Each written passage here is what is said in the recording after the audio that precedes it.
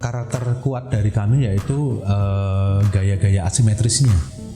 Jadi antara sisi kiri dan sisi kanan sudah pasti berbeda karena asimetri ya. Jadi mungkin kalau orang itu mendengarnya kok aneh, kebaya kok asimetri gitu ya, kanan kiri kok berbeda gitu. Tapi itulah karakter kami. Yang kedua, kekuatan di detail pemasangan aplikasi payet dan juga taburan Swarovski. Ketika orang lain akan memakai baju itu jangan pernah mengikuti korban mode.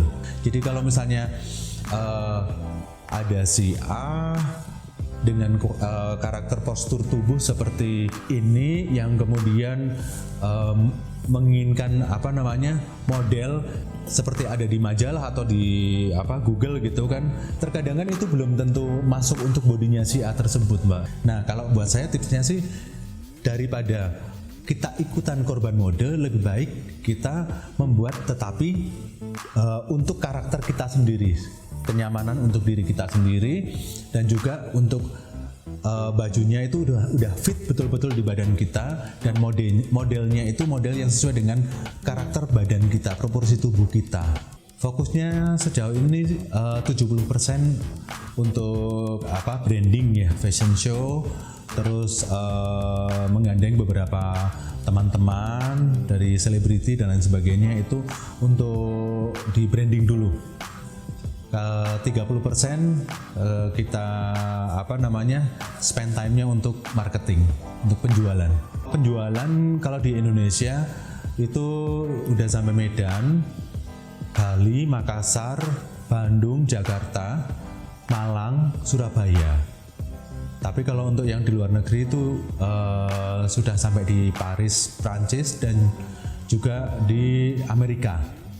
Kalau harga jual yang tinggi ketika itu dibeli oleh dokter dari US, kisarannya kalau dari kami sendiri start from ya 20 juta. Itu kalau kebaya. Tapi yang jelas kita dengan dengan kualitas material yang memang kita sudah jaminkan kualitasnya ya. Terus termahal itu 4.200 US dollar. Itu sekitar 64 juta ya. Itu kebaya yang kebaya etnik dengan belahan roknya yang cukup tinggi, karena kita mengikuti pasar Amerika kemarin waktu itu ya. Di Indonesia sendiri awalnya sebelum corona kita membuka di Medan, terus Bali, Jakarta, 2 di Bandung ya, dan ini upcoming juga akan membuka butik di depan Borobudur. Kebanyakan customer kami ya dari komunitas sosialita yang ada di kota-kota besar. Awal-awalnya kan saya tidak menggunakan brand kebaya Adhikari, jadi memang saya nge-brand untuk personal brandingnya dulu awal-awalnya kan. Terus dari sosial media yang kala itu memang belum se-booming sekarang ya pemasarannya, kalau dulu pakai Facebook. Nah, jadi kita berteman baik dengan Mami Jupe, dengan almarhum, yang kemudian beliau akhirnya memesan baju. Dari mulai membantu untuk pemasaran, lama-lama beliau memesan untuk tampil di off air. Kalau selebriti yang menjadi langganan dan pertama kali pesan di saya ya almarhum Julia Perez.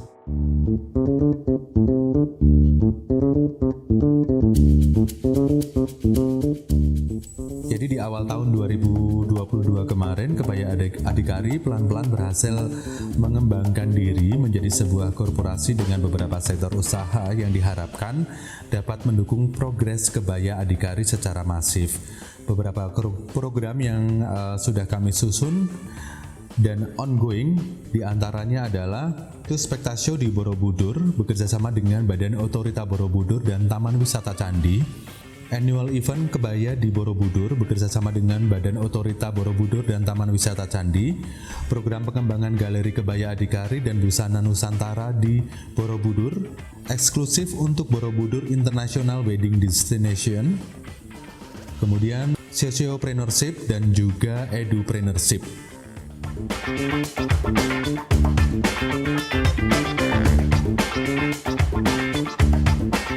Beauty Everyday ya. Jadi saya ingin menyampaikan kepada halayak umum, terutama kepada generasi muda, bahwa kita pentingnya berkebaya supaya kita tidak meninggalkan nilai-nilai budaya kita, warisan dari leluhur kita, dengan menggunakan kebaya everyday. Jadi kebaya itu tidak hanya digunakan yang selama ini kan mindset orang kebaya dipakai untuk apa sih, kondangan gitu kan. Nah kalau kami enggak, bahkan nanti untuk next projectnya kami juga akan membuat kebaya yang bisa digunakan untuk pergi ke pasar, bisa untuk nge-mall gitu kan, bisa untuk JJS, jalan-jalan santai gitu.